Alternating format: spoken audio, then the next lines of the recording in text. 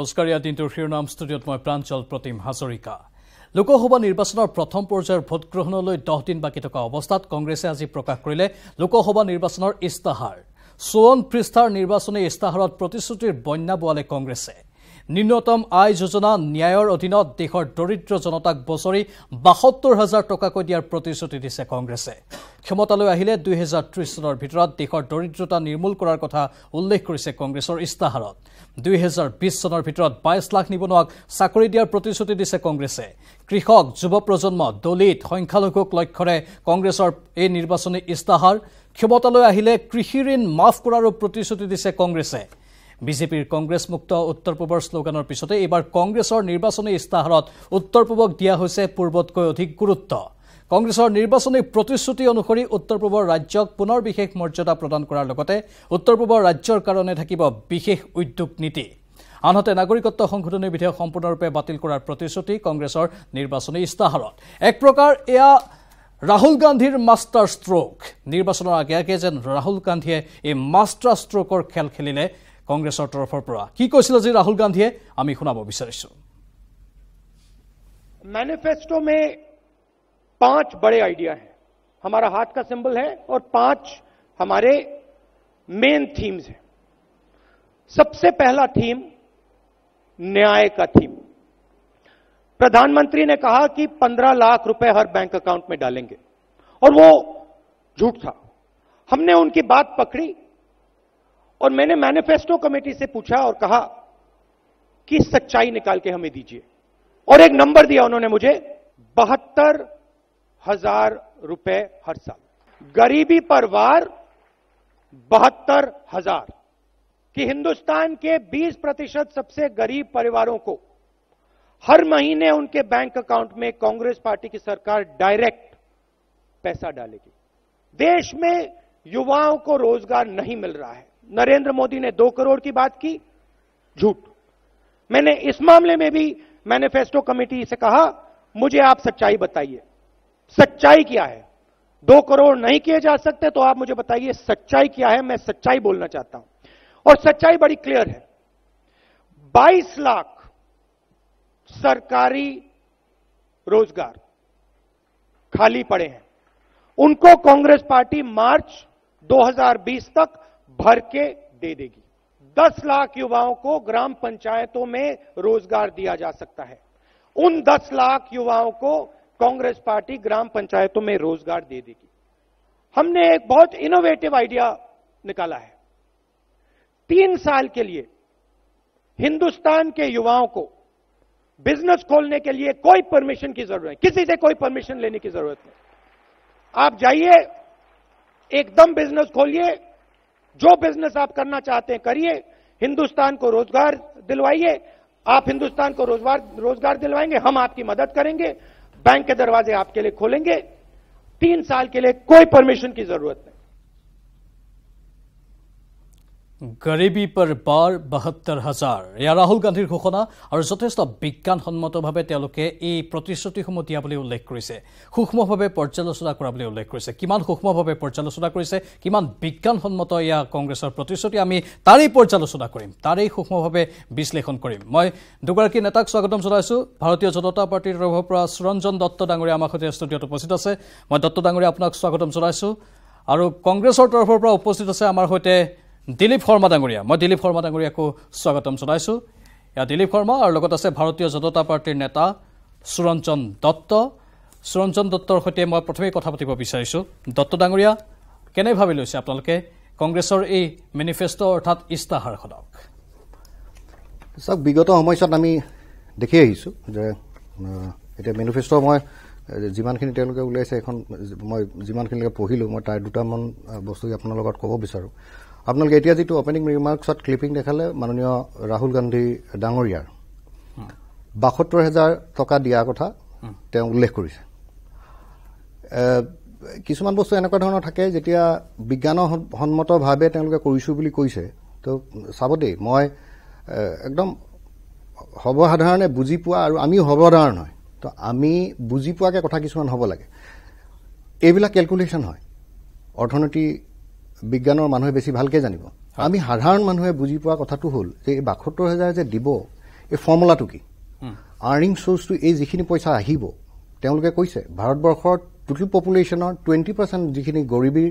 ৰেখা সীমাৰেখাৰ তলত আছে তেওঁলোকৰ বেংক খাতালৈ ৭২,০০০ টকাকে দিব তাৰ চ'ৰ্চ অফ ইনকাম সেইখিনি বিষয়ে উল্লেখ কৰা নাই মই দুটামান কথা ইয়াতে কওঁ মেনিফেষ্টো বহুতখিনি ইয়াতে আহিছে এই মেনিফেষ্টত মোটামুটি 2000 মই 1957ৰ কথাখিনি মই নকলোৱে তেতিয়াৰ পৰাখিনি নকওঁ কিন্তু মই লাষ্ট 2004 চনৰ পৰা 2014 চনলৈকে তেখেতলোকৰ মেনিফেষ্টত যিখিনি বিষয়বস্তু উপস্থাপন কৰিছিলে বিশেষভাৱে আমাৰ উত্তৰ পূৰ্বাঞ্চলক লৈ আৰু অসমক লৈ তাৰে ৰিপিটেশ্যন বহুতবিলাক হেৰিয়াত পাইছোঁ আমি তাৰ মূলত হয় মূলত মই দুটা পইণ্ট এটা কৈ দিছোঁ ইয়াতে এইবাৰো মেনিফেষ্টত তেখেতলোকে বিজ্ঞানসন্মতভাৱে যিখিনি কাম কৰিম আৰু কৰিম বুলি কৈছে পইণ্ট নম্বৰ 9 পেজ 19 আৰু 20 পেজত যিটো পইণ্ট তেওঁলোকে দিছে তাৰে ষ্টেটমেণ্ট কিছুমান তেওঁলোকে লিখিছে আৰু সেই ষ্টেটমেণ্টবিলাক সৰ্বসাধাৰণ ৰাইজে বিশেষভাৱে উঠি অহা প্ৰজন্মৰ প্ৰতিজন শিক্ষিত যুৱক যিসকলক লৈ তেওঁলোকে এই নিৰ্বাচনী প্ৰক্ৰিয়াটোৰ মাজলৈ টানি আনিছে যে কয় যে আমি বিজ্ঞানসন্মতভাৱে কামবিলাক কৰিব বিচাৰিছোঁ তাত কিন্তু তেওঁলোকে লিখিছে যে কণ্টেণ্ট ফলোয়িং ষ্টেটমেণ্ট মই মাত্ৰ 3টা আপোনালোকক কওঁ তাত লিখিছে there will be a pilot and testing phase Bharatvarsha এতিয়া বিশ্বগুৰু প্ৰতিষ্ঠা কৰিবৰ কাৰণে মাননীয় প্ৰধানমন্ত্ৰী নৰেন্দ্ৰ মোদী ডাঙৰীয়াই যি প্ৰচেষ্টা হাতত লৈছে ইয়াত টেষ্টিং কৰিবৰ কাৰণে আৰু ইয়াতে পাইলট প্ৰজেক্ট কৰিবৰ কাৰণে কিন্তু আমি যুৱ প্ৰজন্ম আৰু সৰ্বসাধাৰণ ৰাইজে সেইখিনি লোৱা নাই বিলিভ আৰু বিশ্বাস কৰা নাই কেলে বিশ্বায়নৰ যুগ আৰু ভাৰতবৰ্ষ যোৱা 5টা বছৰত মাননীয় নৰেন্দ্ৰ মোদী ডাঙৰীয়াৰ নেতৃত্বত যিটো দিশলৈ গতি কৰিছে এইটো আকৌ পিছু হুকি আহিব যদিহে এনেকুৱা ধৰণৰ পইণ্ট কিছুমান তই it will be implemented in phase by phase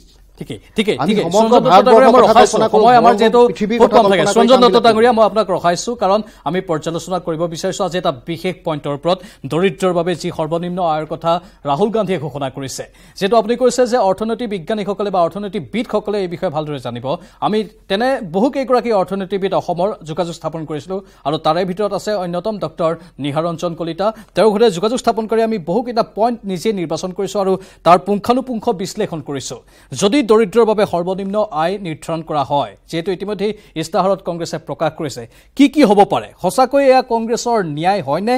কি হ'ব এজন দৰিদ্ৰ ব্যক্তিক যদি মাহিলী ৬,০০০ টকাকৈ দিয়া হয় প্ৰথমটো পইণ্ট মই গ্ৰাফিক্সৰ আকাৰত আগবঢ়াব বিচাৰিছোঁ ৰাহুল গান্ধীৰ এই সপোন যদি বাস্তৱত ৰূপায়িত কৰিবলৈ যোৱা হয় তেনেহ'লে তাত কেনেধৰণৰ আশংকা থাকিব পাৰে দৰিদ্ৰৰ বাবে সৰ্বনিম্ন আয় সঁচাকৈ এয়া কংগ্ৰেছৰ ন্যায় নে মুদ্ৰাস্ফীতি বৃদ্ধি পাব পাৰে 1 নম্বৰ পইণ্ট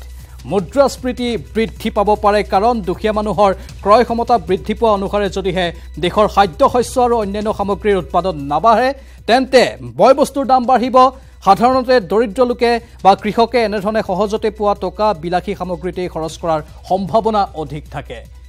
কি ক'ব সুৰঞ্জন দত্ত ডাঙৰীয়া আমাৰ এই পৰ্যালোচনা কিমান দূৰ সঠিক আমি নাজানো আমি মাত্ৰ নিজৰ দৃষ্টিত বিভিন্নজনৰ সৈতে কথা পাতি সাধাৰণজনৰ সৈতে কথা পাতি এই পৰ্যবেক্ষণ আগবঢ়াইছোঁ হয় মই ইয়াতে আৰু দুটা কথা কওঁ যে মেনিফেষ্টো তেখেতলোকে যিখিনি উল্লেখ কৰিছে মই মেনিফেষ্টো কথাটোতে আহিছোঁ প্ৰথম কথা ৭২,০০০ যিখিনি কথা কৈছে তাৰে আৰ্নিং চ'ৰ্চটো ক'ৰ পৰা আহিব ভাৰতবৰ্ষই এই ইমান বৃহৎ পৰিমাণৰ অৰ্থ সংগ্ৰহ কি ধৰণে কৰিব তেওঁলোকৰ হাতত সেই তথ্য এতিয়ালৈকে দিয়া হোৱা নাই আৰু মেনিফেষ্টোটো সেইটো উল্লেখ কৰা নাই তাতে দুটামান পইণ্ট আছে মই টেক্সেশ্যনৰ কথা তেওঁলোকে মেনিফেষ্টোত দিছে যে ছিংগল ৰেট GST কৰিবৰ কাৰণে তেওঁলোক আগ্ৰহী ছিংগল টেক্স কৰি দিলে তেতিয়া এতিয়া যিটো স্লেব আছে এতিয়া কয় আমাৰ 28% যিটো স্লেব সেইটো মেক্সিমাম স্লেব আপোনালোকে যদি চাই আজিৰ ডেটত বৰ্তমান আজি এই সময়ত যদি আপোনালোকে চাই আমাৰ যিখিনি ফুড আইটেম হয় ফুড আইটেমৰ প্ৰায় হেৰিখিনিৰ টেক্স জিৰ' সৰ্বসাধাৰণ ৰাইজৰ কাৰণে যিটো স্লেব আছে সেইটো 5% হয় ঠিক আছে আমি দিলীপ শৰ্মাৰ প্ৰতিক্ৰিয়াটো জানিব বিচাৰিছোঁ ঠিক আছে সঞ্জয় দত্ত আপুনি ক'ব মই দিলীপ শৰ্মাৰ প্ৰতিক্ৰিয়াটো জানিব বিচাৰিছোঁ মাহিলী ৬,০০০কৈ যদি দিয়া হয় প্ৰথমটো পইণ্ট যিটো আমি বিশ্লেষণ কৰি পাইছোঁ যে মুদ্ৰাস্ফীতি বৃদ্ধি হ'ব মুদ্ৰাস্ফীতিৰ বৃদ্ধি হ'লে কি হ'ব ইতিমধ্যে আমি বৰ্ণনা কৰিছোঁ কথাটো এনেকুৱা যে আজি কংগ্ৰেছ সভাপতি আমাৰ দলৰ সভাপতিয়ে মাননীয় ৰাহুল গান্ধী ডাঙৰীয়াই ইস্তাহাৰত যিবোৰ কথা ঘোষণা কৰিছে এই কথাবোৰ এদিনত চিন্তা কৰি ঘোষণা কৰা হোৱা নাই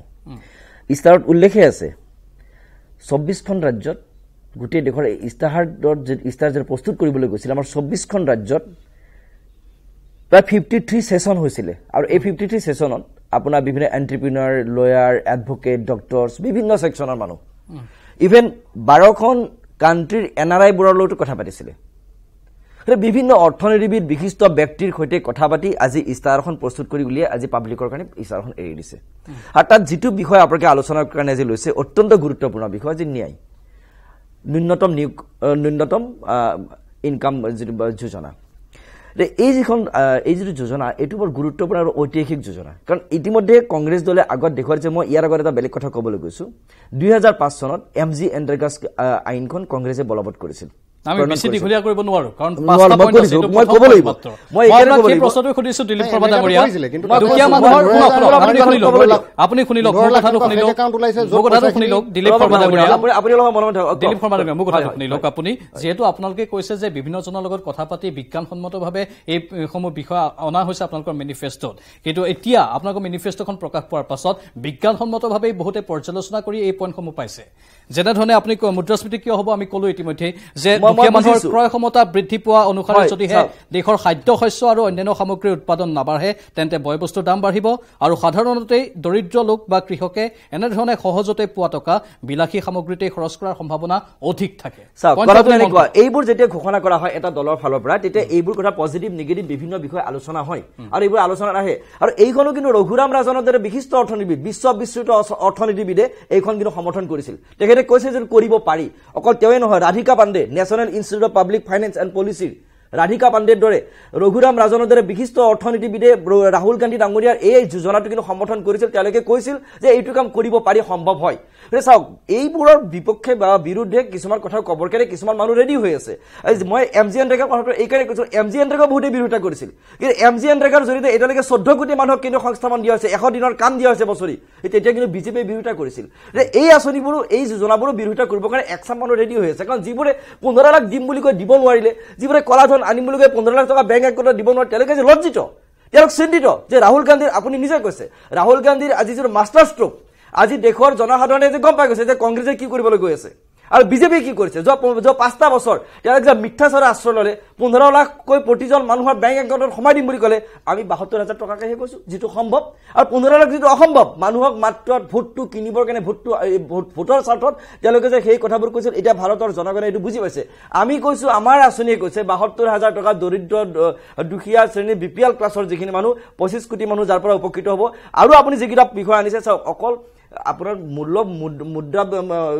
মুদ্ৰাস্ফীতি হ'ব এই কথাবোৰ বিভিন্ন বিষয় আলোচনা হ'ব আৰু এই কথাবোৰ পৰৱৰ্তী সময়ত যেতিয়া চৰকাৰ কংগ্ৰেছ চৰকাৰ গঠন হ'ব কংগ্ৰেছ চৰকাৰ আগতীয়াকৈ আলোচনা কৰিলে ভাল সেইবাবে আমি আগতীয়াকৈ আলোচনা কৰিছো তেতিয়া এই কথা আমি আলোচনা কৰিম আৰু 4টা পইণ্ট আছে আৰু 4টা পইণ্ট আছে কিন্তু তাৰ পূৰ্বে এক ব্ৰেকিং নিউজ আছে আমি আলোচনা কৰিম তাৰ পূৰ্বে এটা ব্ৰেকিং নিউজ আছে ব্ৰেকিং নিউজটো জনাই দিছো আজি নিশা অসমলৈ আহিব প্ৰধানমন্ত্ৰী নৰেন্দ্ৰ মোদী আৰু কিছু সময়ৰ পাছতে ডিব্ৰুগড় বিমানবন্দৰত উপস্থিত হ'ব নৰেন্দ্ৰ মোদী নিশাটো আৰ্মি বেছ কেম্পত কটাব প্ৰধানমন্ত্ৰীগৰাকীয়ে আৰু কাইলৈ অৰুণাচলৰ নিৰ্বাচনী সভাত অংশ ল'ব নৰেন্দ্ৰ মোদীয়ে পুৱাই পাছিঘাটলৈ ৰাওনা হ'ব প্ৰধানমন্ত্ৰী নৰেন্দ্ৰ মোদী পুনৰ জনাইছো আমি ব্ৰেকিং নিউজ আজি নিশা অসমলৈ আহিব প্ৰধানমন্ত্ৰী নৰেন্দ্ৰ মোদী আৰু কিছু সময়ৰ পাছতে ডিব্ৰুগড় বিমানবন্দৰত উপস্থিত হ'ব নৰেন্দ্ৰ মোদী বৰ্তমান ডিব্ৰুগড়ৰ পৰা পোনপটীয়া সম্প্ৰচাৰত আছে আমাৰ সাংবাদিক টমাছ বুঢ়াগোহাঁই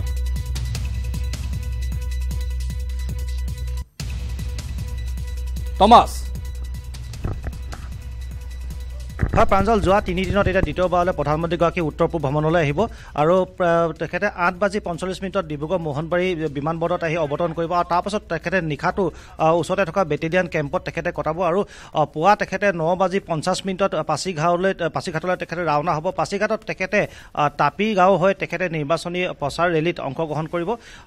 আৰু তাৎপৰ্যপূৰ্ণ যে যোৱাবাৰ আমি 30 মাৰ্চত দেখিছিলোঁ তেখেতে ডিব্ৰুগড় যেতিয়া আহিছিলে তাত 3টাকৈ তাত নিৰ্বাচনী কাৰ্যসূচীত অংশগ্ৰহণ কৰিছিলে তাৰ দুদিনৰ পাছতে আৰু আজি বৰ্তমান দেখা পোৱা গৈছে প্ৰধানমন্ত্ৰীগৰাকী আহিব আৰু তাকে লৈ এতিয়া ইয়াত সুৰক্ষা ব্যৱস্থাটো কটকটীয়া কৰি তোলা হৈছে মোহনবাৰী আশে-পাশে যথেষ্ট সুৰক্ষা ব্যৱস্থা ইয়াত কটকটীয়া কৰি তোলা হৈছে আৰু বিমানবন্দৰৰ ভিতৰলৈ কাকো ইয়াত প্ৰৱেশ কৰিবলৈ দিয়া হোৱা নাই আৰু সম্পূৰ্ণ নিৰাপত্তা বেষ্টনীৰ মাজত প্ৰধানমন্ত্ৰীগৰাকী আহি ইয়াত উপস্থিত হ'ব আৰু এইখিনিতে উল্লেখ কৰিব পাৰি প্ৰাঞ্জল প্ৰধানমন্ত্ৰীগৰাকী আজি অহা কথা নাছিল তেখেতে কালি অহা কথা আছিল কালি তেখেতে অৰুণাচল যোৱা কথা আছিল কিন্তু বতৰ শোচনীয় হোৱাৰ বাবে তেখেতে আজিয়ে আগতীয়াকৈ ডিব্ৰুগড়ত আহিব নিশাটো ডিব্ৰুগড়ত কটাই তেখেতে কাইলৈ অৰুণাচলত প্ৰথম দিনৰ 10:30 বজাত তেখেতে নিৰ্বাচনী ৰেলীত অংশগ্ৰহণ কৰিব ধন্যবাদ জনাইছো টমাছ বুঢ়াগোহাঁই কাইলৈ অহা কথা আছিল কিন্তু আজি আহি উপস্থিত হ'ব প্ৰধানমন্ত্ৰীগৰাকী আৰু আমাৰ আলোচনাৰ পৰৱৰ্তী অংশলৈ আগবাঢ়িছো দ্বিতীয়টো পইণ্ট আমি জনাব বিচাৰিছো কি হ'ব পাৰে যদি সঁচাকৈয়ে দৰিদ্ৰৰ বাবে সৰ্বনিম্ন আয় হয় তেনেহ'লে দ্বিতীয় পইণ্টটো গ্ৰাফিক্স আকাৰত এইবাৰ টিভিৰ পৰ্দাত আমি আপোনালোকক দেখুৱাইছো শ্ৰমিক যোগানত হয়তো বাধা আহি পৰিব পাৰে সঁচাকৈ এয়া কংগ্ৰেছৰ ন্যায় নে শ্ৰমিক যোগানত বাধা আহি পৰিব পাৰে দৰিদ্ৰৰ বাবে সৰ্বনিম্ন আয়ৰ এই ব্যৱস্থা গ্ৰহণ কৰিলে শ্ৰম বজাৰত ভাৰসাম্যতাৰ যি ব্যৱস্থা সেই অভাৰসাম্যতা হ'ব পাৰে অৰ্থাৎ প্ৰশ্ন হয় দুখীয়া শ্ৰমিকসকলৰ নিম্নতম আয় সুনিশ্চিত হ'লে শ্ৰমৰ যোগান কেনেদৰে হ্ৰাস হ'ব পাৰে দুখীয়া শ্ৰমিক কৃষকে ধন সহজতে পালে শ্ৰমৰ যোগান হ্ৰাস কৰিব আনকি কিছুমান লোকে নিশ্চিত আয় পালে খেতিপথাৰ এৰি নগৰলৈ ঢাপলি মেলিব ইয়ে চহৰত শ্ৰমিকৰ যোগান বৃদ্ধি কৰি মজুৰিৰ পৰিমাণ হ্ৰাস কৰিব দিলীপ শৰ্মা ডাঙৰীয়া হয় চাওক কথাটো এনেকুৱা মূল কথা দৰিদ্ৰতা নিৰ্মূলকৰণ 2030 চনৰ ভিতৰত ৰাহুল গান্ধীৰ সপোন আমাৰ দলৰ সভাপতি মাননীয় ৰাহুল গান্ধী ডাঙৰীয়াৰ সপোন যে দৰিদ্ৰতা নিৰ্মূলকৰণ হ'ব লাগে এইখন দেশৰ পৰা যাৰ কাৰণে এইখন যোজনা অনা হৈছে এইখন যোজনাৰ জৰিয়তে যিখিনি মানুহে ইয়াৰ পৰা উপকৃত হ'ব ৭২,০০০ টকাকে প্ৰতি বছৰে তেওঁলোকে লাভ কৰিব তাৰপিছত সেই মানুহখিনি আমি কিয় ভাবি লৈছো যে সেই মানুহখিনি আজি সেই পইচাখিনি তেওঁলোকে অভাৱতে খৰচ কৰিব আমি সেইবোৰ তেওঁলোকক আণ্ডাৰ এষ্টিমেট কৰা হোৱা নাই নে সেই মানুহখিনিক সেই পইচাখিনি তেওঁলোকৰ জীৱিকা অৰ্জনৰ কাৰণে ব্যৱহাৰ কৰিব তেওঁলোকৰ পৰিয়াল চলাব তেওঁলোকৰ নিজৰ ইনকাম চ'ৰ্চটো বঢ়াব সেই পইচাৰে তেওঁলোকে গতিকে চাওক আজি শ্ৰমৰ বজাৰত আজি শ্ৰমিকৰ যিটো নাটনিৰ কথা কৈছে এই কথাবোৰ আমি এতিয়াই আগতীয়াকৈ ইমান আমি যদি কথাবোৰ ক'বলৈ যাওঁ তে এই গোটেই কথাবোৰ খুব আগতীয়া হ'ব আৰু এই কথাবোৰৰ পৰা আমি যোজনাখনৰ মূল উদ্দেশ্যটো আমি ব্যাহত কৰা হ'ব আমি বিপথে পৰিচালিত কৰা হ'ব আমাৰ চাওক আমি এটা কথাই পজিটিভলি লোৱাটো উচিত আমি ইতিবাচক দৃষ্টিভংগীৰে যে মূল কথা দৰিদ্ৰতা নিৰ্মূলকৰণ এই আঁচনিখনৰ জৰিয়তে কৰিবলৈ বিচৰা আছে আৰু আমি সেইটো কৰিবলৈ দিয়া উচিত সঞ্জয় দত্ত মই এইটোৱে কওঁ এই পইণ্টটোত মোৰ এটা কথা ক'বলগীয়া আছে এখেতে যিটো কথা কৈ আছে হয় তেওঁলোকে চাইণ্টিফিকেলি কৰিছে কিবা কৰিছে সেইটোত আমাক কোনো তাতে ডাউট থাকিব নোৱাৰে কিন্তু মোৰ কথা হৈ গ'ল মেনিফেষ্টত এইটো লিখিছে তেওঁলোকে যে ছিংগুল ৰেট জিএছটিটো কৰিব তেওঁলোকে এতিয়া ছিংগুল ৰেট জিএছটি যদি কৰে আমি যেনেকৈ এতিয়া কৈছোঁ খাদ্য সামগ্ৰীত আমাৰ এতিয়া 0 বাকীত আপোনাৰ স্লেব 5%, 12%, 18%, 28%কে আছে যদি টেক্সটো ছিংগুল ৰেট কৰে এতিয়া মই উদাহৰণ হিচাপে দিওঁ ৰাহুল গান্ধী গড দিছে উইজডম তেখেতে পাৰে এতিয়া যেনেকৈ ধৰি লওক বাহিৰৰ কাণ্ট্ৰিবিলাকত ছিংগাপুৰত আপুনি যদি ভাত এসাঁজ খায় তাৰ টেক্স আৰু মাৰ্চিডিজ গাড়ী এখন কিনে ছেইম 7% টেক্স ভাৰতবৰ্ষতো সেই ধৰণে হ'ব ছিংগুল টেক্স কৰি দিলে দৰিদ্ৰক যাক ৭২,০০০ টকা দিব তেওঁৰ কাৰণেও টেক্সটো একেই হ'ব আৰু যি কোটিপতি আৰবপতি তেওঁলোকৰ কাৰণে টেক্সটো একেই হ'ব তেতিয়া আপুনি এই যি ভাৰসাম্যতা নহ'ব বুলি আপোনালোকে কৈ আছে যিসকল অৰ্থনীতিবিদে উলিয়াইছে এইটো সঁচা কথা ভাৰসাম্যতাহীন হ'বই কিয়নো ৭২,০০০ টকাত তেওঁ যিটো খাদ্য সামগ্ৰীত এতিয়া বৰ্তমান যিটো 0% টেক্স হৈ আছে সেইটো বৃদ্ধি পাব 7 যিটো স্লেবলৈ আনিব ছিংগুল টেক্স হ'ব তাৰমানে আমি অত্যাধুনিক বস্তুৰ পাৰ্চেণ্টেজটো একেই হ'ব টেক্সত আৰু এই নিম্নগামী যিখিনি বস্তু সেইখিনিও টেক্সটো একেই হ'ব মানে সেই হিচাপত দত্ত ডাঙৰীয়া কংগ্ৰেছে যেনেধৰণে বিজ্ঞানসন্মতভাৱে পৰ্যালোচনা কৰা বুলি কৈছে এতিয়া এইটো একদম ছিংগল ইউনিটত তেওঁলোকে চিন্তা কৰিছে মই দুটা কথা ইয়াতে আপোনালোকক আৰু কওঁ এখেতে যিটো কথা ক'লে 15 লাখ কথাটো সেইটো আজিলৈকে প্ৰমাণ কৰিব পৰা নাই মোদীজীয়ে কেতিয়াও তেনেকৈ ধৰণে কোৱা নাই তেওঁ কৈছিলে আছিল নেকি আমি মেনিফেষ্টত দেখা নাছিলোঁ 15 লাখৰ কথা নাই 15 লাখ দিয়াৰ কথাটো নাই কৈছে যে বাহিৰত যিমানখিনি পইচা আছে সেইখিনি যদি আমি ডিভাইড কৰোঁ 135 কোটি ভাৰতবৰ্ষৰ মানুহক যদি ডিভাইড কৰোঁ প্ৰত্যেকৰ ভাগত 15 লাখ ইয়াৰ পাছৰখিনি শুনি লওক 15 লাখৰ কথা যে কৈছে এতিয়া যিকেইখন 4খন ৰাজ্যত তেখেতলোকৰ কংগ্ৰেছ শাসনাধীষ্ঠ চৰকাৰ হ'ল ছত্তীশগড় মধ্যপ্ৰদেশ ধৰি বাকী ৰাজস্থানকে ধৰি এইকেইখনত মাননীয় প্ৰধানমন্ত্ৰী ডাঙৰীয়া অহাৰ পাছত অটল অমৃত যোজনাত 2 লাখ টকা আয়ুষ্মান ভাৰতত 5 লাখ টকা প্ৰধানমন্ত্ৰী আৱাস যোজনাত যিখিনি আহিছে লেট্ৰিন পাইছে গেছ পাইছে এইখিনি লগাই মোটামুটি আপোনাৰ 8 লাখ টকা হৈছে কি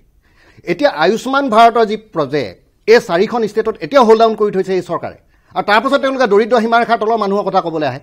এতিয়া মই ৰিচেণ্ট কথা কৈছোঁ আজি 4-5 মাহ হৈ গৈছে আয়ুষ্মান ভাৰতে 5 লাখ টকাকে মানুহে পায় সৰ্বসাধাৰণ ৰাইজে পায় কিন্তু যিকেইখন কংগ্ৰেছ শাসিত এই 4খন ৰাজ্য যোৱা কেইদিনমানৰ আগত তেওঁলোকে গঠন কৰিলে তাত এতিয়াও হোল্ড অন হৈ আছে এই যিখিনি সৰ্বসাধাৰণ ৰাইজে আঁচনিৰ জৰিয়তে উপকৃত হ'ব লাগে সেইখিনি তেওঁলোকে হ'বলৈ দিয়া নাই এইটো হ'ল এটা প্ৰথম কথা 2 নম্বৰ কথা মানুহে যেতিয়া আপুনি চাব দেই এইবোৰ গোটেই কেলকুলেশ্যন হয় আমি সৰ্বসাধাৰণ ৰাইজ মইতো একদম সাধাৰণ পৰিয়ালৰ ল'ৰা এটা শিক্ষকৰ ল'ৰা গাঁৱৰ পৰা অহা ল'ৰা মই এইটো কথা বুজি পোৱা নাই যে আমি পৰীক্ষা দিওঁতে ফৰ্মুলা এটা লাগে মেথমেটিক্সত এইবোৰ কেলকুলেশ্যন হয় মেথমেটিকেল কেলকুলেশ্যন ফৰ্মুলাটো নোহোৱাকৈ আপুনি মুখেৰে কিবা এটা কৈ দিলে নহ'ব নহয় আজিৰ ডেটত আপুনি যদি যায় মই গোটেই ভাৰতবৰ্ষৰ চুকে কোনে গাঁৱলৈকে যাওক মোৰ নিজৰ যিখন গাঁও তাত গৈ পিনে আপুনি যদি মোৰ যিখন চাইকেল মিস্ত্ৰী হয় তেওঁকো গৈ পিনে আপুনি সোধক GST স্লেবৰ কথা সোধক কেলে ইমান ব্লেক এণ্ড হোৱাইট হৈছে আপুনি মই আৰবপতিলৈ যাবলৈ কোৱা নাই সৰ্বসাধাৰণ যিসকল আমাৰ ইয়াতে খাটি খোৱা মানুহ তেওঁলোকক সোধক নৰেন্দ্ৰ মোদী ডাঙৰীয়াৰ নেতৃত্বত ভাৰতবৰ্ষই কিটো পৰ্যায়লৈ গতি কৰিছে সোধক যি মানুহে ভাৰতবৰ্ষ মই এটা এক্সাম্পল কওঁ দেই এইটো কথা আপোনালোকে একদম নো অফেন্স প্লিজ দাদা মই সমগ্ৰ যিসকলে চাই আছে তেখেতলোকলৈকো কওঁ খুব ক্ষমা প্ৰাৰ্থনাৰে কওঁ এনেকুৱাকৈ ক'ব নাপায় ভাৰতবৰ্ষত হৈ থকা সাধাৰণ কথাবিলাক NCC কি ৰাহুল গান্ধী ডাঙৰীয়া নাজানে আৰু প্ৰধানমন্ত্ৰীৰ কাৰণে তেখেতলোকে প্ৰজেক্ট কৰিছে মই এজন উঠি অহা প্ৰজন্ম হিচাপে মই সেইটো কেনেকৈ বিলিভ কৰিম তেখেতে গোটেই দেশখন চলাব পাৰিব বুলি যি ভাৰতবৰ্ষ ঠিক আছে সঞ্জয় দত্ত ডাঙৰীয়া দিলীপ শৰ্মা ডাঙৰীয়া এক মিনিট ৰ'ব তৃতীয় পইণ্টটো আমি উত্থাপন কৰিব বিচাৰিছোঁ সঞ্জয় দত্তই আৰম্ভণিতে কৈছিল যে ইমান প্ৰয়োজনীয় ধন ক'ৰ পৰা আহিব সেই তৃতীয় পইণ্টটোতে সেইখিনি কথা আছে মধ্যবিত্তৰ কথা আমি গ্ৰাফিক্সৰ আকাৰত সেই তৃতীয় পইণ্টটো টিভিৰ পৰ্দাত নিউজ 18ৰ দৰ্শকসকলৰ বাবে আগবঢ়াইছোঁ যে দৰিদ্ৰৰ বাবে যদি সৰ্বনিম্ন আয়ৰ এই ব্যৱস্থা হয় তেনেহ'লে মধ্যবিত্তৰ ওপৰত কৰৰ বোজা বৃদ্ধি পাব পাৰে ইয়াৰ বাবে প্ৰয়োজনীয় ধন ক'ৰ পৰা আহিব মধ্যবিত্তই বেছিকৈ টেক্স দিব লাগিব নেকি সেই প্ৰশ্নটো উত্থাপন হৈছে দিলীপ শৰ্মা টেক্সৰ কথা বাৰে বাৰে কৈ আছো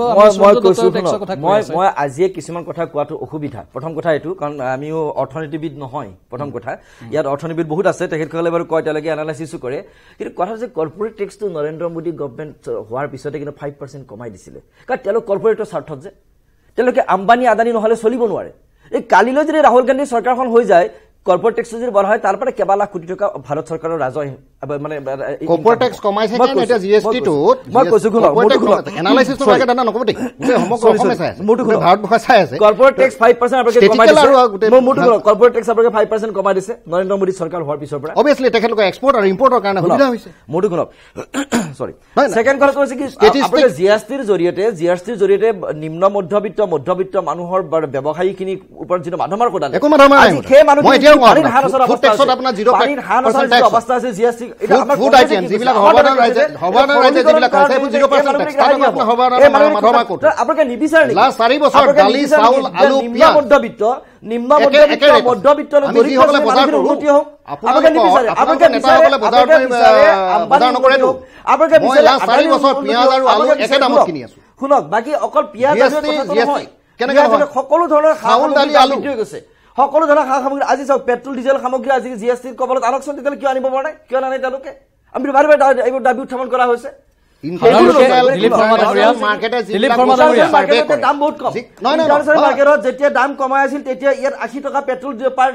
পাৰ লিটাৰ 80 টকা হৈছিলে মোক এটা কথা বুজাই 70 টকা হৈছিলে দাম কমি আছিল মোক এতিয়া আপুনি এটা কথা বুজাই দিলে মই যাবলৈ বিচাৰা নাই হেতু যাব লাগিব আপুনি পইণ্ট উঠালে যেতিয়া ক'ব লাগিব ইন্টাৰনেশ্যনেল মাৰ্কেটত এজনকে কক আপোনালোকে সাধাৰণ মানুহখিনি ষ্টেট আৰু সেন্ট্ৰেলৰ বেলেগ আপোনালোকে যি কৈছে এটা এজনকে কক অনুৰোধ কৰিছো এজনকে ভাৰতবৰ্ষৰ অৰ্থনীতি আৰু ৰঘুৰাম ৰাজনৰ কথা কৈছে আপুনি ভাৰতবৰ্ষৰ যিখিনি অৰ্থনীতিবিদ আপোনালোকে য'ত আম্বানী লাভ হয় সেইটো আৰু কংগ্ৰেছৰ দৰিদ্ৰ মানুহৰ লাভ হয় সম্পূৰ্ণ নিম্ন মধ্যবিত্ত মানুহৰ লাভ হয় কংগ্ৰেছৰ নীতি হৈছে এটা মই পিয়াজ 4 বছৰ একেবাৰে কিনি আৰু ধনী মানুহখিনি দালি ৰেডি হৈ আছে মচুৰ দাইলৰ কেজি কিমান কওকচোন আপুনি এআই বিজেপি আৰু আজি ডেটত কওক আপুনি মচুৰ দাইলৰ কেজি কিমান কওক মচুৰ দাইলৰ কেজি কিমান আজি কওক শুনক মচুৰ দাইলৰ কেজি কওক শুনক মই আপুনি কওক দিলীপ শৰ্মা কৈ দিয়ক 100 টকা আছিল 2013-14 চনত 100 টকা দাইলৰ কেজি আজি ডেটত কিমান এতিয়া 60 টকাত কিনে সেইটো আপুনি দামটো কৈ দিয়ক দামটো আপুনি নকব শুনক মোক কওক মগুৰ দালি আজি ডেটত কেজি কিমান আপুনি মোক শুনক মগুৰ দাইল মচুৰ দাইল দাম কিমান সেইটো কওক হৈ আছে শুনক না দামটো কিমান সেইটো কওক মগুৰ দাইল মচুৰ দাইল খাই মানুহ জীয়াই থাকিব নোৱাৰে অন্যান্য যিবিলাক চাউলৰ কেজি কিমান কওক ৰামপাল চাউলৰ কেজি কিমান কওক বৰপেটা এজনৰ দাম কিমান আপুনি কওক দিলীপ শৰ্মা উত্তৰ দিয়ক মোক এইটো কথা কওক অসমীয়া কথা কওক আপুনি বৰপেটা এজনৰ দাম কিমান 1 কেজি চাউলৰ দাম কিমান বৰপেটা এজন বা ৰামপাল চাউল 50 টকা 55 টকা লৈকে দাম বাঢ়ি গৈ আছে নহয় 38 টকা নাই ৰামপাল 55 টকা ৰামপাল চাউলৰ দাম 55 টকা 60 টকা আছে বৰপেটা এজন কিমান সময় কম যুক্তিসন্মত উত্তৰটো দিয়ক দিলীপ শৰ্মা ডাঙৰীয়া আমি যিটো উত্থাপন কৰিছো মধ্যবিত্তৰ ওপৰত কৰৰ বোজা বৃদ্ধি পাব আপোনালোকৰ মতে কি নাই বল খুলক এইখন মধ্যবিত্ত বেছিকৈ টেক্স দিব লাগিব ইয়াতে লিখিছে তাৰ পিছত খুলক মোৰটো খুলক the manifesto repeat Congress will try to single rate of GST মধ্যবিত্ত মানুহৰ ওপৰত কৰৰ বোজা নপৰে আপোনালোকৰ চৰকাৰৰ responsible document which has never to be implemented এই পইচা Congress looked certain loser. ঠিক আছে মই ইয়াৰ পাছৰ পইণ্টটো লগ কৰিছোঁ যদি দৰিদ্ৰৰ বাবে সৰ্বনিম্ন আয় হয় তেনেহ'লে কি হ'ব পাৰে ইয়াৰ পাছৰ পইণ্টটো চাওক টিভিত চাওক কৃষি উৎপাদন কমাৰো আশংকা আছে কাৰণ মই কৈ লৈছো কিয় কৃষি উৎপাদন কমাৰ আশংকা আছে নিশ্চিত আয় পালে কৃষকে যদি কৃষি কাৰ্য বাদ দি সেৱা খণ্ডলৈ ঢাপলি মেলে তেনেহ'লে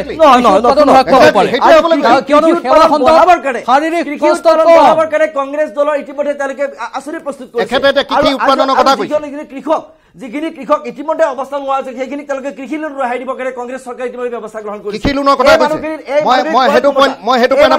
ক্ষমতা আৰু তেওঁলোকৰ উৎপাদিত ফচলৰ যাতে উচিত মূল্য পায় কাম কৰিছে আজি তেওঁলোকৰ ফচলৰ যদি উচিত মূল্য পায় সেই কৃষকজন দুখীয়া হৈ যাব গাবৰি কওক আজি একাংশ মধ্যভোগী দালালৰ কাৰণে এই কৃষকখিনি অৱস্থা এই মধ্যভোগী দালাল কৰ্ণাটক পাঞ্জাব মধ্যপ্ৰদেশ ছত্তীশগড়ত প্ৰধানমন্ত্ৰী কিষাণ যোজনা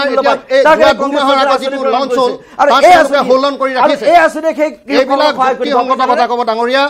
আপোনালোকে 4খন ষ্টেট আপোনালোকে কৃষকৰ কথা কৈছেতো কৃষকৰ কথা কৈ আছো আপোনালোকে উইপ কৰিম বুলি কৈছিলে লোনবিলাক উঠাই ল'ম বুলি কৈছিলে কৰ্ণাটক পাঞ্জাব মধ্যপ্ৰদেশ আৰু ছত্তীশগড়ত আপোনালোকৰ মেনিফেষ্টত এইটো বস্তু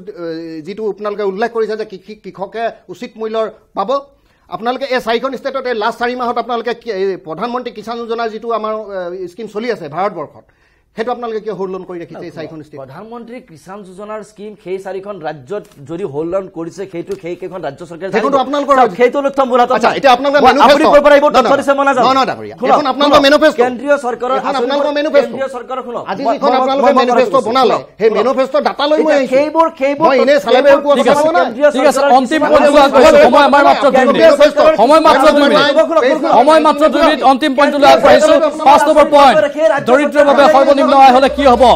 মাত্ৰ 20% দৰিদ্ৰক চয়ন কৰিলে হিতাধিকাৰী নিৰ্ধাৰণত খেলিমেলি হ'ব পাৰে আকৌ এবাৰ ভালদৰে মন কৰক যদি মাত্ৰ 20% দৰিদ্ৰক চয়ন কৰা হয় তেনেহ'লে হিতাধিকাৰী নিৰ্ধাৰণত খেলিমেলি হ'ব পাৰে ভাৰতত এনেও দুৰ্নীতি বেছি নিৰ্বাচনত হিতাধিকাৰী নিৰ্বাচনত দুৰ্নীতি হোৱাৰ প্ৰবল সম্ভাৱনা আছে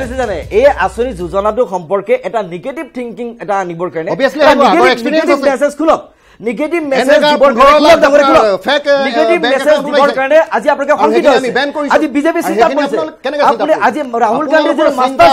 আজি দৰিদ্ৰ মানুহখিনিৰ সুবিধা আপোনালোকে নিবিচাৰে দৰিদ্ৰ মানুহৰ উন্নতি হোক আপোনালোকে নিবিচাৰে কাৰণে আজি আপোনালোকে এই আঁচনিৰ বিৰোধিতা কৰিব লৈছে আজি এমজিএম ৰেগা আপোনালোকে বিৰোধিতা কৰিছে আজি এই আঁচনিৰ বিৰোধিতা কৰিছে একমাত্ৰ দুখীয়া মানুহখিনি কোনো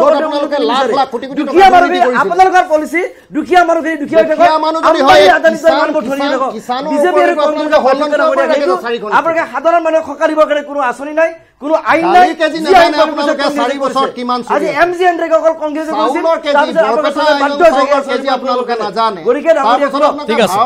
আছে ধন্যবাদ জনাইছো দিলীপ শৰ্মা ডাঙৰীয়া ৰঞ্জন দত্ত ডাঙৰীয়া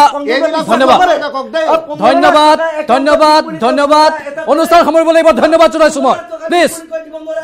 দিলীপ শৰ্মা ডাঙৰীয়া ৰঞ্জন দত্ত ডাঙৰীয়া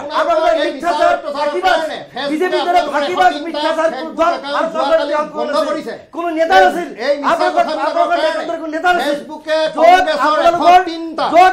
অমিত শ্বাহে ঘোষণা কৰিছে যে নিৰ্বাচনী যুঁজ আছিল গতিকে মই কৈছো মানুহে সহ্য নকৰে ঠিক আছে ধন্যবাদ দিলীপ শৰ্মা ডাঙৰীয়া ধন্যবাদ ৰঞ্জন দত্ত ডাঙৰীয়া ধন্যবাদ